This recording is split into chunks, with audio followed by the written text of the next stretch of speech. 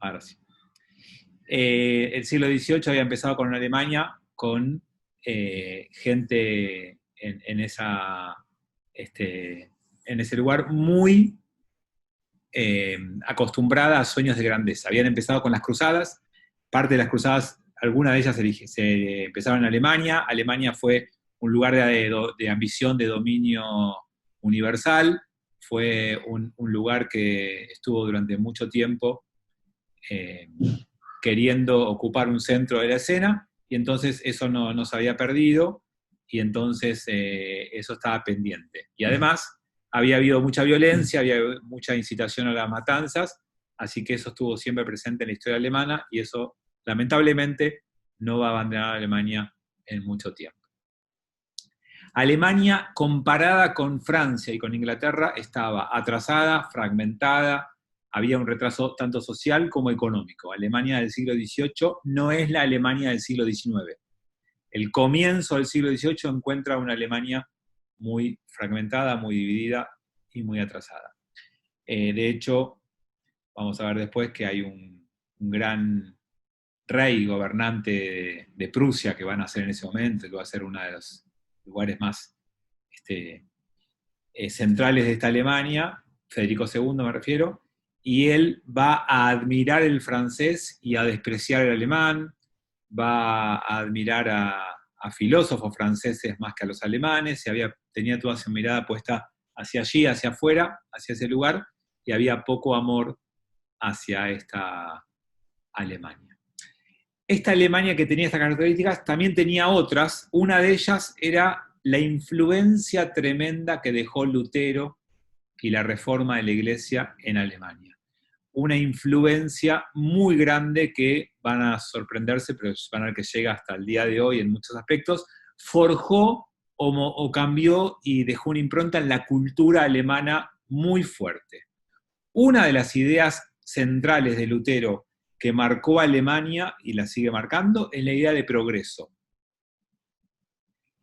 El luteranismo proponía el trabajar permanentemente en pos del progreso. Obviamente, siglo de las luces, ideal para esto, y Alemania fue en este sentido uno de los primeros países que empezó este movimiento. La iglesia luterana, a diferencia de la iglesia cristiana, de la iglesia romana, la iglesia romana era petrificada, era algo rígido, sólido, con poco movimiento, muy mirando hacia atrás, muy anclada, sigue siendo al día de hoy. Es una estructura pesada, dura, que le cuesta muchísimo cambiar. Y los cambios son muy graduales, y de hecho la iglesia se enorgullece de esto.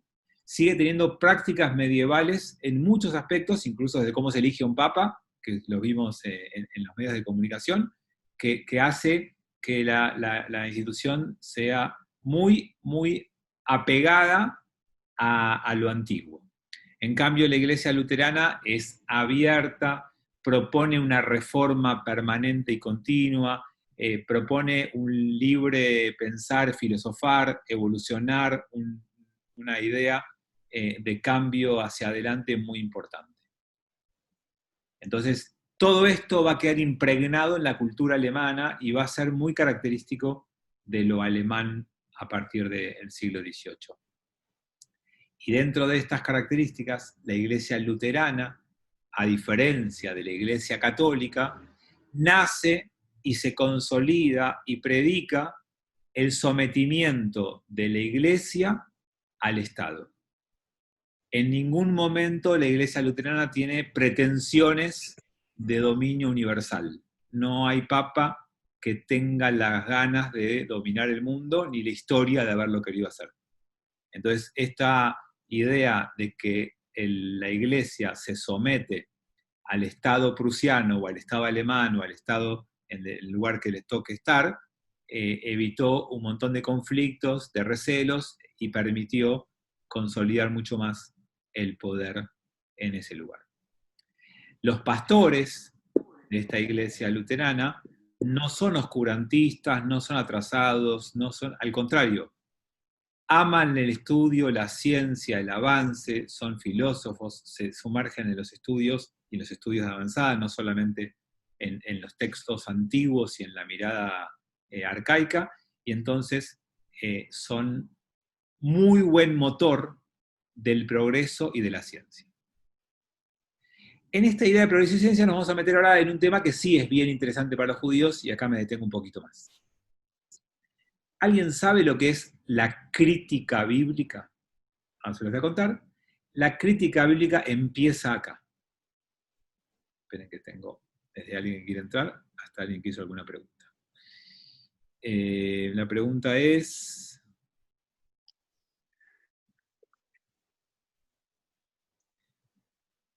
¿De esa época viene el impuesto al credo que se profesa? No, todavía no. Un poquito más adelante. Pero sí quiero contarles esto de la crítica bíblica, que es súper importante. Hasta Descartes, hasta el siglo XVII, el estudio de la Biblia era un estudio que nunca ponía en juicio ni en duda el origen divino del texto. Tener un texto bíblico era dar por descontado que el texto tenía origen y fuente divina. Por lo tanto, la lectura al texto era una lectura nunca destructiva del texto. No se le podía faltar el respeto al texto. Incluso Maimónides, que era un racionalista absoluto y que estudiaba todo con su razón, decía, si mi razón dice una cosa y el texto dice otra distinta, seguramente mi razón está equivocada. Hay algo que no estoy razonando bien. No se animaba a la gente a cuestionar al texto bíblico. La crítica bíblica es el nacimiento de un enfoque del estudio de la Biblia con ojos críticos, dejando de lado la presunción de que el texto, por ser divino, no tiene ningún error, y animándose a hacerle preguntas, cuestionamientos o incluso encontrar en el texto errores o contradicciones. La crítica bíblica es el origen de este estudio que va a concluir después de un tiempo de investigación en la idea de que Moisés no es el autor de la Torá o de la Biblia y que hay escuelas distintas que fueron escribiendo las diferentes partes del texto bíblico. Esto que les estoy diciendo, si fuera un ortodoxo el que estuviera presente, se ofendería o diría que jamás podría aceptar esto. En nuestro movimiento, si bien no nos alegra el corazón y lo decimos a los cuatro vientos, no nos hace ruido que alguien pueda pensar esto, no es un problema, pero quiero que sepan que el origen de esta forma de estudiar la Torá o la Biblia nace acá, en Alemania, y que parte de los pensadores que más se destacaron un poquito más adelante en esta línea eran luteranos y antisemitas. No se enfrentaban con el texto con la imparcialidad que ellos denotaban por su ciencia, sino que la intención de ellos era destruir el texto. Por eso los primeros estudiosos de la crítica bíblica tenían esa intención. No, esto es posterior a Spinoza. Spinoza ya había hablado, pero no generó ninguna escuela, nadie. Spinoza fue un adelantado a su época que no dejó nadie que lo continúe. Esto es una nueva corriente que sí, obviamente que coincidían con Spinoza, pero empiezan con un estudio científico de los textos, usan filología, usan antropología, usan estilos literarios, usan todas las herramientas que la modernidad les dio para entender el texto y para darse cuenta si ese texto tenía contradicciones. Algunos de esos pensadores no buscaban la verdad, buscaban destruir el texto. Después, obviamente, hubo algunos que fueron mucho más auténticos en su búsqueda. Bien, esto es respecto a la crítica bíblica que empieza por aquí. El luteranismo o la revolución, la reforma de la iglesia y los cambios espirituales que llevaron, hicieron propicio a que los príncipes, los reyes, los emperadores, depende del momento histórico y la región que hablemos, sean la autoridad indiscutible, que ellos transmitieran esa autoridad a los pastores, y de los pastores llegar a los fieles. Había una estructura entonces vertical y jerárquica que no se cuestionaba demasiado, y eso también obviamente ayudó mucho a que no haya conflictos internos y a despertar una característica alemana que a mí me pone la piel de gallina, porque vamos a ver que fue la característica del pueblo alemán del siglo XX. Y es la idea de la obediencia incondicional al César. Era virtud nacional obedecer al poder de turno. Escúchenlo bien, porque esto es claramente uno de los datos culturales para entender en un pedacito el nazismo. No todo, no, esto no explica todo, es simplemente un detalle. Pero esta reforma de la iglesia generó una cultura que hizo del sometimiento, de obedecer a la autoridad, una virtud nacional. Y entonces, para ver un poquito esto, un poquito más de cerca, les quiero compartir un pequeño texto de Kant, ¿no? Entre los pueblos civilizados, lo tienen a Kant, ¿no? Emmanuel Kant. Entre los pueblos civilizados, el pueblo alemán es el más fácil de gobernar. Es enemigo de las novedades y de la resistencia al orden establecido. Quiero que ahora piensen, lo vamos a volver a leer para que quede claro, todas las características que ustedes tienen en ustedes o en amigos por ser yeques, por ser judíos de origen alemán. Lo voy a volver a leer. Entre todos los pueblos civilizados, el pueblo alemán es el más fácil de gobernar. Es enemigo de las novedades y de la resistencia al orden establecido. Su carácter es una mezcla de, esperen que no veo la palabra, no sé qué dice, y de inteligencia. No tiene tendencia a razonar sobre el orden de cosas existentes ni a buscar otro diferente. Y esto le permite adaptarse a todos los países y a todos los climas. O sea, un pueblo dócil, que no quiere novedades, que no quiere cambios y que no cuestiona. Esta es la lectura de Kant del pueblo alemán, siglo XVIII. Entonces, tenemos a alguien más que quiere sumarse. Entonces tenemos que Lutero los marcó para siempre. Y esa marca dejó a una vida espiritual y a Dios en un lugar muy particular, y una obediencia incondicional al César, al poder político, al poder militar. Y de ahí Kant desarrolla su idea del imperativo. Y ese imperativo va a llegar, entre otros temas, al imperativo de la perfección absoluta. Otro rasgo típico de la cultura alemana plena hasta el día de hoy. Imperativo a la perfección absoluta. Bien. Los primeros pensadores alemanes que quiero que analicemos un poquito más, el primero se llama Goethe y el segundo se llama Lessing. Me imagino que los conocen. Ambos eran muy reconocidos y centrales del corazón del siglo XVIII alemán, y tenían entre ellos una gran diferencia, por más que se respetaban, y es que para Goethe el judío no calificaba como persona, mientras que para Lessing sí.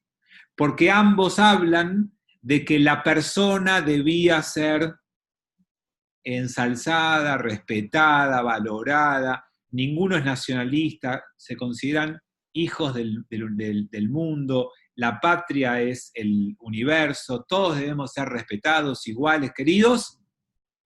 El problema es quién es persona. Y para Goethe, el judío no calificaba, mientras que para Lessing sí lo hacía. Y ambos estaban en contra de un patriotismo cerrado, sino que, como les dije antes, tenían que pensar más en algo planetario. Y el destino de cada hombre es amar al hombre, siempre y cuando estemos de acuerdo que es un hombre, ¿no? A este dúo le vamos a sumar a un poeta, pensador muy importante, que se llama Schiller, que me imagino que también lo habrán escuchado nombrar, que lo conocerán, y les voy a leer algo que escribió. Los historiadores deberían guardarse de no manifestar ninguna preferencia alguna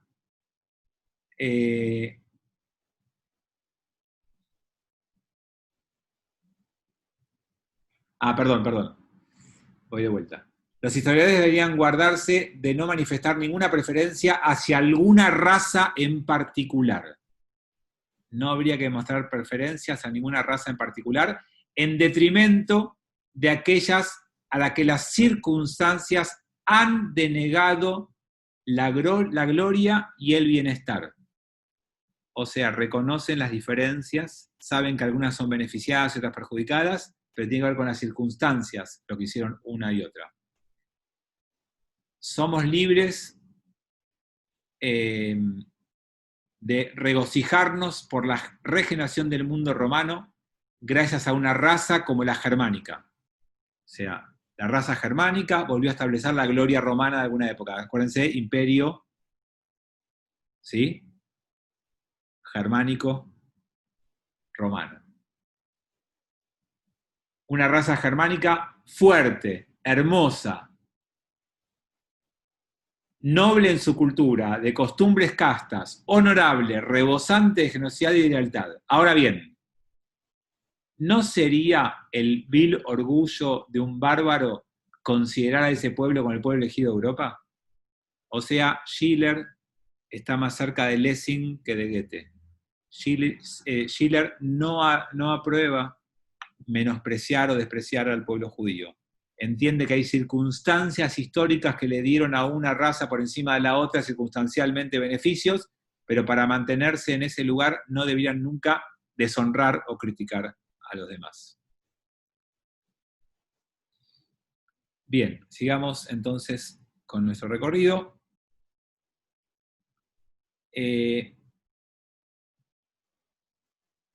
Lessing, que recién les nombré, va a escribir dos grandes textos, una obra de teatro y un libro.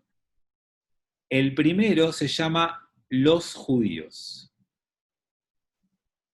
Estamos hablando de primera mitad del siglo XVIII.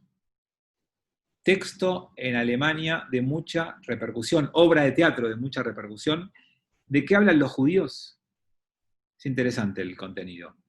Hay un varón y su hija, un varón obviamente, un noble que no es judío, van por un camino, transitando, y son atacados por un bandido.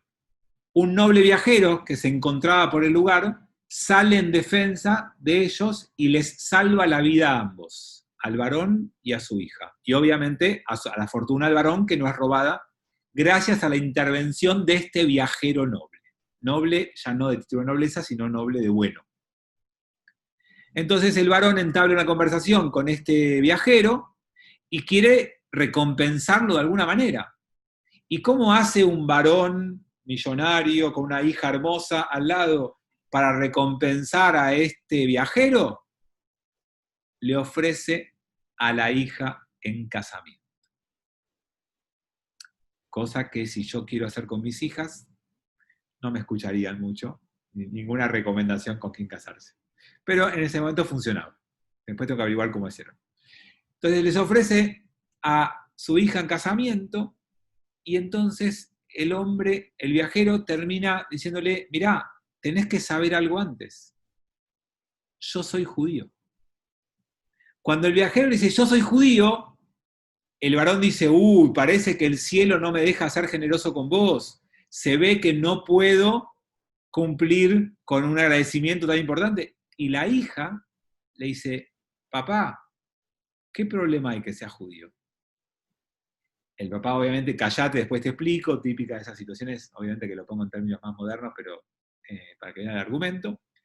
Y entonces el varón le dice, yo no voy a ser desagradecido con vos. Como veo que no te podés casar con mi hija, te ofrezco toda mi fortuna. El judío, y fíjense qué interesante, con todo el prejuicio del deseo de la plata que tenemos como judíos de toda la Edad Media, el judío frente a ese ofrecimiento dice, no voy a aceptar tu fortuna, te voy a pedir algo a cambio. Lo que te pido a cambio es que elimines tu prejuicio antisemita o en contra de los judíos, porque no, la palabra antisemita no era de esa época, que elimines tu prejuicio contra los judíos por lo que yo hago con vos. Me niego a aceptar tu fortuna, te pido que te transformes en alguien que cuenta esta historia y que me hagas quedar bien a los judíos de ahora en adelante. A lo que el varón le contesta, algo así como, ¿sos judío o no pareces? En términos de hoy en día, en aquel momento lo que le dice es, si todos los judíos se comportaran como vos, tu pueblo sería mucho más digno de respeto. Y el judío le contesta, si todos los cristianos fueran como vos, tampoco nos odiarían. Por lo tanto, un texto muy interesante, sabiendo que lo escribió alguien no judío y que estamos hablando de Alemania del siglo XVIII, en donde pone en el cartel, pone en el escenario, en la vidriera, el judío con un texto que no habla mal de nosotros, todo lo contrario, y que deja muchas visiones típicas de prejuicio cuestionadas. Y es una obra muy importante de comienzos de siglo. Ya ahora vamos a ver, de comienzos no, de mitad de siglo. Vamos a ver pronto otro texto que él escribió. Bien.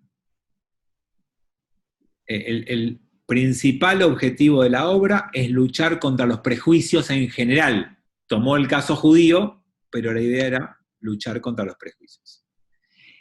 Y así fue que 20 años después escribe otro libro muy conocido, no sé si alguien lo conoce, se llama Natán el Sabio. Natán el Sabio es un texto muy interesante, que yo les voy a contar cuál es el corazón del relato, pero el texto cuenta la historia de un judío que tiene vínculo con Saladino, con el califa musulmán, y con un sarraceno, con un cristiano de esa zona. O sea que están las tres religiones en juego y hay allí varios intereses cruzados. Saladino quiere la fortuna del judío porque tiene problemas económicos, el judío hace algo por el cristiano que le salva una... Bueno, entre los tres tienen cosas cruzadas, hay un montón de situaciones que el libro cuenta, pero lo que nos importa acá a nosotros es lo que se llama la parábola del anillo, que es el corazón del relato y que tiene que ver con lo que les voy a contar ahora. Y que es el mensaje de Lessing de esta época. Y escuchen porque es para el siglo XVIII de Alemania, es brillante. El texto parte del el musulmán, el califa Saladino, como se quería quedar con la fortuna del judío, lo obliga a decir cuál de las religiones para él es la más auténtica. ¿Cuál es la verdadera religión de las tres? Claro, Saladino en el texto espera que el judío diga el judaísmo y con eso encontrar una excusa para condenarlo a muerte, matarlo y quedarse con su fortuna. y entonces el judío le dice, te voy a contar una historia. Hace mucho tiempo había un anillo que hablaba de la nobleza y dignidad de la persona que la portaba. Y ese anillo pasó de generación en generación, de padre a hijo, durante mucho tiempo. Y era un anillo auténtico y maravilloso. Una generación, un padre tuvo 3 hijos y no sabía a cuál de los 3 darle el anillo. Entonces llamó a el orfebre mejor de su época, al mejor artista, le dio el anillo y le dijo, te pido que me hagas 2 réplicas exactas de este anillo. El artista trabajó tan bien que le entregó al padre los 3 anillos y ya nunca más pudieron darse cuenta cuál era el original y cuál no. Y entonces le dio un anillo a cada uno de los 3 hijos. Y cuando cada uno reclamaba tener el anillo auténtico, el padre le decía, comportate en la vida de forma tal que des honor a lo que el anillo produce, que es que te da nobleza. Con esa parábola, el judío le contestó a el califa algo que lo dejó sorprendido, y no solo sorprendido, sino que le impidió matarlo. Tuvo que aceptar que estuvo inteligente y que además le gustó lo que le contó, y a partir de ahí el texto sigue, se hacen amigos y demás. Hay más enredos en el texto. Pero el mensaje del texto, de vuelta, escrito por alguien no judío, habla de una apertura y de una lucha contra los prejuicios muy fuerte, y sin dudas es un texto maravilloso en muchos aspectos. Y algunos dicen que Lessing se había hecho amigo un tiempito antes de un filósofo nuevo, joven, que empezaba a brillar en Alemania y que casualmente era un filósofo de origen judío. No de origen judío, sino judío. Un filósofo judío, llamado Moisés Mendelssohn. Y algunos dicen que el sabio de la parábola del anillo es Moisés Mendelssohn, que cuando Lessing lo escribió pensaba en su amigo. Obviamente que el texto fue muy polémico y que si bien a nosotros nos gusta, a mí por lo menos me encanta el mensaje y la idea, fue un texto que generó mucha polémica, y dentro de las polémicas hubo un teólogo protestante, luterano, que escribió una respuesta muy dura y en 2 líneas la respuesta fue: no existe ningún judío tan sabio como Natán. No existe ese personaje judío con esas características. Esa fue una de las respuestas que suscitó.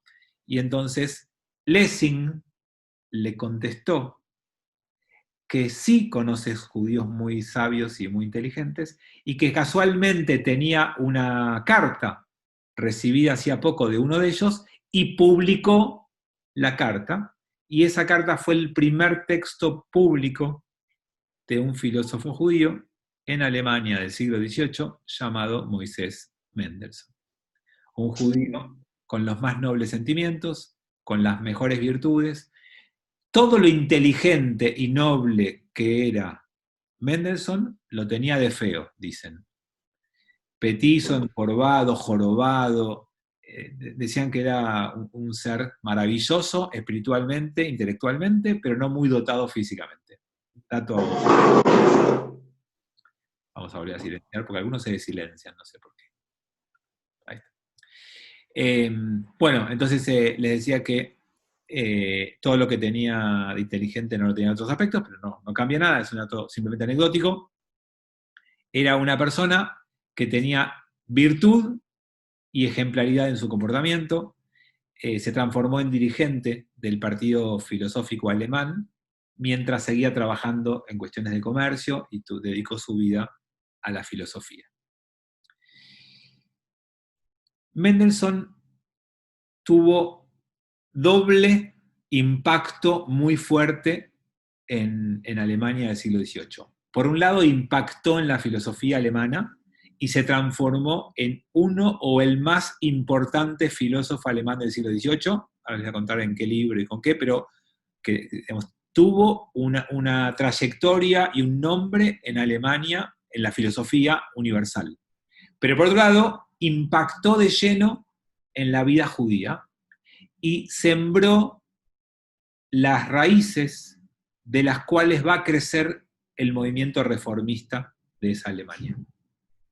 Y tiene ese doble impacto a través de dos grandes libros, que ahora vamos a hablar un poquito, en donde se concentraron sus ideas más importantes en estos dos ámbitos. Digamos que el primer texto filosófico, cuando empezó, se llamó Conversaciones Filosóficas, con eso arrancó, y ahí hizo una defensa fuerte de la cultura alemana. Ahí tenemos a un alemán judío que se consideraba mucho más alemán que los alemanes no judíos. Otro rasgo que acompañó a los judíos alemanes hasta la Segunda Guerra Mundial. Como alemán no tenía ninguna duda de su compromiso, de su amor a su cultura y de la defensa que debía realizar con ella. Y llegó a polemizar con el que nombré antes, con Federico II, el rey prusiano, el emperador prusiano, que despreciaba al alemán y que prefería ser francés o estudiar francés. Y él, obviamente, fue más alemán que Federico II y fue crítico sutilmente de ese emperador.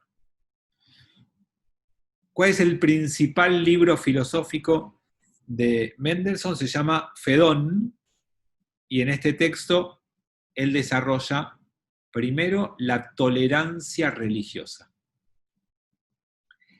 Mendelssohn creía en la filosofía universal y creía que todo debía ser pensado en igualdad de condiciones para todos los seres humanos. Y entonces lo primero que van a necesitar es que cada uno pueda ser respetado en su manera de pensar y de creer, y que no hay que imponerle eso a nadie. Piensen que estamos en el siglo XVIII, ese es el nacimiento de estas ideas. Ustedes hoy yo les digo esto, y ustedes me dirán, ay, obvio, ¿qué novedad me traes? Pero esto nace en el siglo XVIII. Y acuérdense que Mendelssohn escribe antes de la Revolución Francesa, que vimos el encuentro pasado, pero porque vimos primero Francia. Pero acá estamos en el corazón del siglo XVIII, 1700, en la mitad, y ya tenemos un filósofo que habla de tolerancia religiosa. Para lograr esa tolerancia religiosa, para comparar con esto, para hablar de esto, agrega que cada persona tiene un alma, todas, y todas las almas son inmortales, todas. No solamente la de los judíos, como creen algunos judíos, no solamente la de los cristianos, como creen algunos cristianos, no solamente las islámicas, sino todas las almas son inmortales por igual. Habla, obviamente, y prueba en términos filosóficos a su manera la existencia de Dios, y habla de un término que a partir del siglo XVIII va a ser muy importante en la filosofía religiosa, que se llama religión natural. ¿Qué es una religión natural? Es una religión que le permite a toda la humanidad encontrar un camino de la salvación. Los caminos ya no son más particulares, no es un rito transmitido por un pueblo de generación en generación, sino que son prácticas rituales generales válidas para todos los seres humanos, y todas justificables por la razón. Eso es una religión natural. Natural es porque es racional, es lógica, no requiere una revelación, no requiere de un sometimiento, no requiere de cerrar los ojos para cumplirla, sino que es lógica, entendible y para todos. Y esa religión permite a todos la salvación. Entonces, empieza a hacerse famoso, conocido, y empiezan los ataques a Mendelssohn. Particularmente un pastor muy importante luterano lo ataca y le hace un desafío público. Y lo cuento porque esto cambia la época. Ahora van a ver por qué. El ataque público le dijo, de este pastor le dijo, mira, te desafío a un duelo filosófico.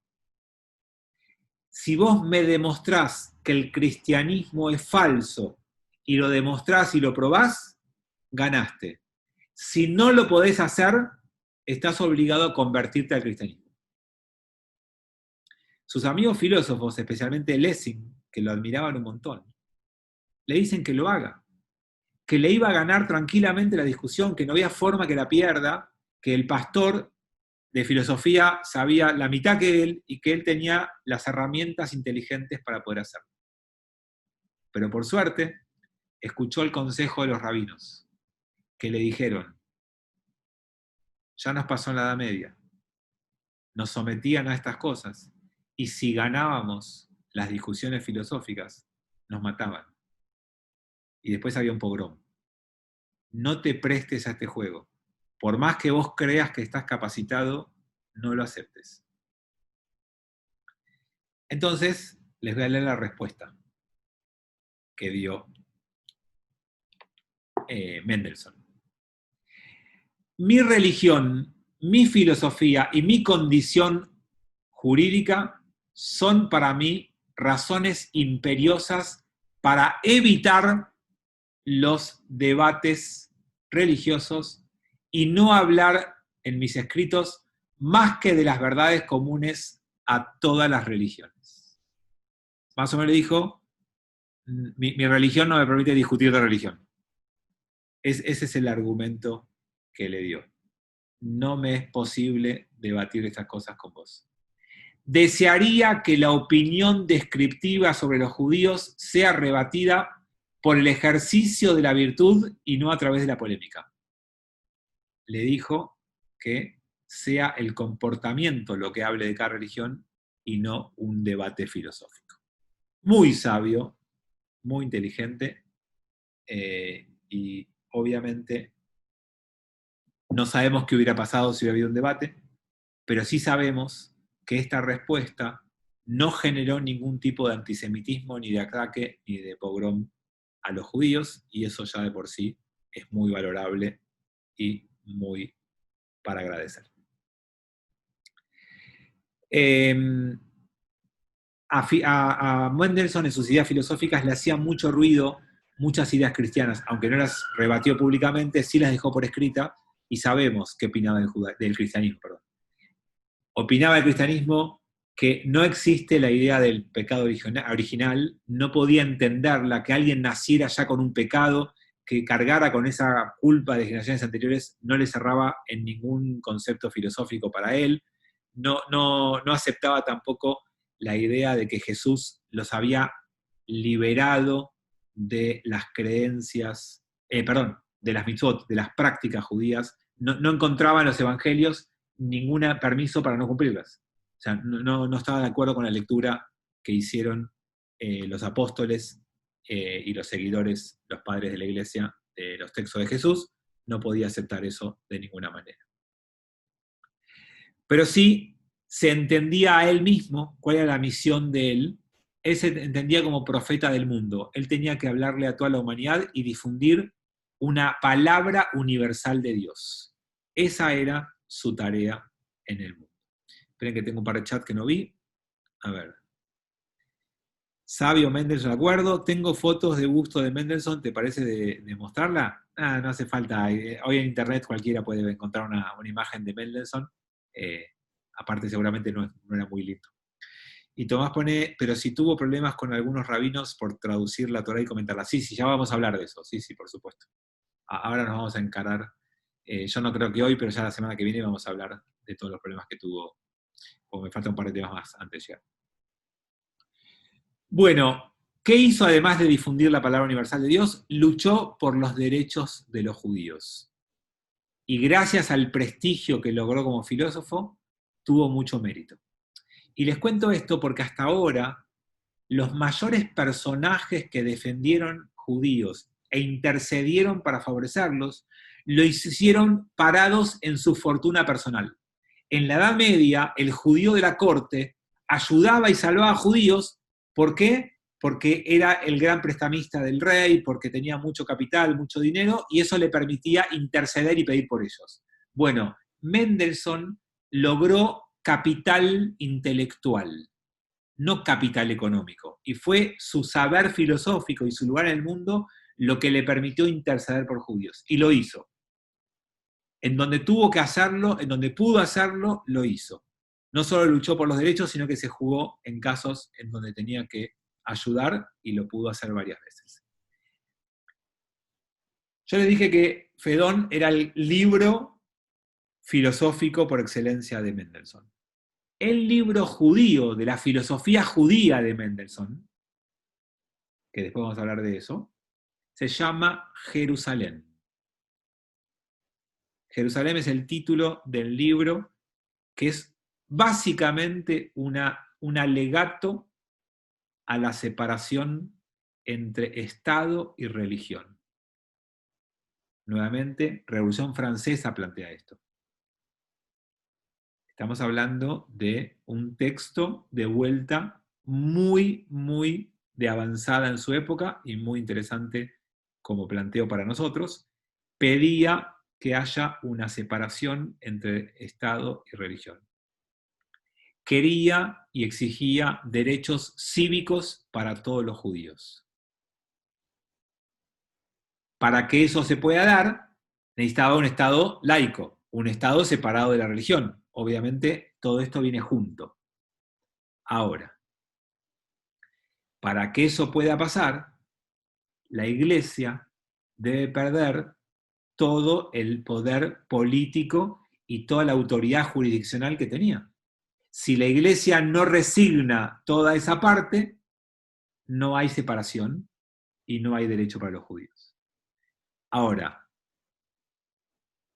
si vos le pedís eso a la Iglesia y vos le pedís eso a los ciudadanos cristianos, ¿qué tenés que dar a cambio? Y acá van a venir los mayores quilombos con los rabinos. Para poder pedirle eso a los cristianos y a la Iglesia, le tuvo que pedir lo mismo a los judíos. Y entonces, en términos judíos, esto se llama: el judío debe renunciar a la autonomía judía que tenía. El judío vivía en Europa hasta ese momento como un Estado adentro de un Estado. El judío era autónomo. Dentro de su ámbito regían sus leyes. Y él tuvo que pedirle al judío que deje de ser un Estado dentro del Estado, que se abra y se integre y que deje todo la autonomía que podía construir. Tiene que resignar los jueces y el derecho judío por encima del derecho nacional. En ese momento, cuando un judío tenía problema con otro judío, no iba a los jueces de Alemania, iba al rabino. Y el rabino decidía. Y lo que el rabino decidía se aplicaba y tenía vigencia la ley judía. Y él le escribió a ese judío que deje de pedir eso. ¿Y saben qué le pidió al rabino? Que deje de ejercer el jerem, la excomunión. Termina, vos no tenés autoridad para hablar de los ciudadanos, de lo que pueden hacer, no pueden hacer, a quién le pueden hablar, a quién no le pueden hablar, a quién pueden dejar entrar, a quién no pueden dejar entrar. Es necesario resignar nuestra autonomía y nuestros derechos de grupo menor para integrarnos y ser aceptados. Esto le generó muchísima pelea, muchísimo dolor. Muchos judíos se sintieron traicionados por Mendelssohn. Y por supuesto que Mendelssohn se defendió y trató de explicar que para su visión, la teocracia judía llegó a su fin cuando se destruyó el templo de Jerusalén. Ya hacía 1700 años que no había que tener más teocracia judía. Y que así como no había más teocracia judía, los rabinos tendrían que dejar de lado el poder obsoleto que tenían. Esto no era dejar de ser judíos y no era dejar de creer en Dios y tampoco era dejar de cumplir ceremonial judío. No pedía eso, pero pedía que dejen de lado la vida sectaria, encerrada, separada. Lo único que les voy a decir hoy, y la semana que viene partimos de acá para entender esa época, es todos los descendientes directos de Mendelssohn, todos sus hijos y todos sus nietos menos uno, se convirtieron al cristianismo. Su idea filosófica de avanzada, aperturista, integradora, fue muy valorada intelectualmente, pero poco sustentable en la vida judía. Ya vamos a ver un poquito más en detalle esto a partir de la semana que viene, que vamos a ver cómo esto se transforma en un movimiento religioso llamado reformismo. ¿Alguna pregunta hasta aquí? ¿Algún comentario? A ver, ¿se perdería el verticalismo? Pone Claudio. Sí, por supuesto, pero no se perdería, lo reemplazaría el Estado. Se perdería el verticalismo de la Iglesia, pero no del Estado. Y Gustavo Rubel pone, ¿eso es sionismo de alguna manera también? No. Gustavo, Mendelssohn y todas sus ideas van profundamente en contra del sionismo porque no quieren nada particularismo. Quieren que el judío esté integrado a todos los estados nacionales en donde se encontraban, y te lo resumo en una palabra, es: sé alemán en la calle y judío en tu casa. Ese es el lema. No sé sionista, jamás. Él quería ser alemán y quería que todos los judíos de Alemania sean alemanes, que todos los judíos de Francia sean franceses, que todos los judíos de Inglaterra sean ingleses. Él quería eso, no quería que los judíos se juntaran en un lugar. Tomás pone, Ascalá no se llama, por supuesto, el iluminismo judío se llama Ascalá, ese es el proceso que vamos a empezar a ver la semana que viene. Sí, fue el abuelo de Félix Mendelssohn, el compositor. Bueno, muchas gracias a todos. Los veo, si quieren, mañana a las 6 tenemos una charla sobre Kabbalah, energías y misticismo judío, que voy a compartir con alguien que viene del mundo de empresarial y se dedica a la energía, y yo voy a dar unos conceptos místicos. Así que mañana por Facebook, si quieren, a las 6 de la tarde tenemos una charla, y si no, nos vemos en Torah en 5 minutos, o nos vemos en Shabbat, o en algún momento. Gracias, que tengan también bien el día y cuídense mucho.